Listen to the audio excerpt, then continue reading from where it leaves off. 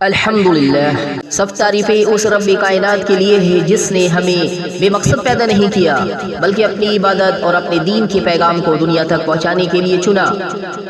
میرے عزیز جان من، میں کوئی عالم نہیں نہ بڑا خطیب ہوں، لیکن ایک بات ضرور کہہ سکتا ہوں کہ میرے دل کے اندر ایک شوق جلتا ہے، ایک آگ سلگتی ہے، اور وہ یہ ہے کہ اللہ کے دین کا پیغام، قرآن کی روشنی، حضور صلی اللہ علیہ وآلہ وسلم کی ہدایت میرے دل سے نکلے اور آپ کے دل تک پہنچے۔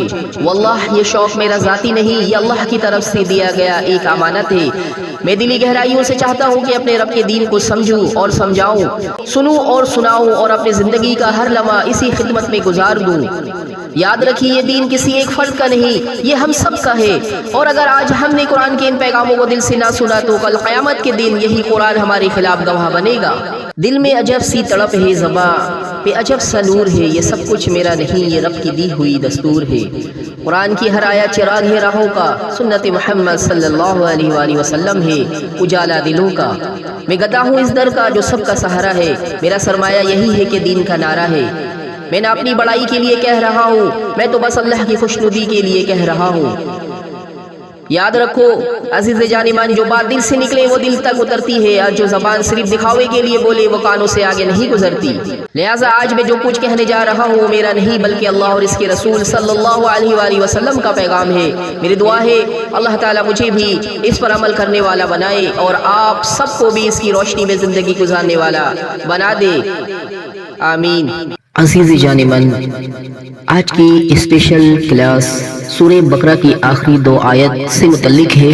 یہ اسپیشل فرمائش آئی تھی تو اللہ تعالیٰ کی بابرکت نام سے شروع کرتے ہیں۔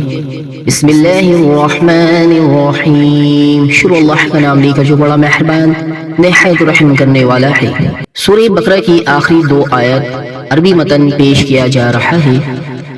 آمن الرسول بما انزل الیہ من ربہ والمؤمنون كل آمن بالله وملائكته وكتبه ورسله لا نفرق بين أحد من رسله وقالوا سمعنا وأطعنا غفرانك ربنا وإليك المصير لا يكلف الله نفسا إلا وسعها لها ما كسبت وعليها ما اكتسبت ربنا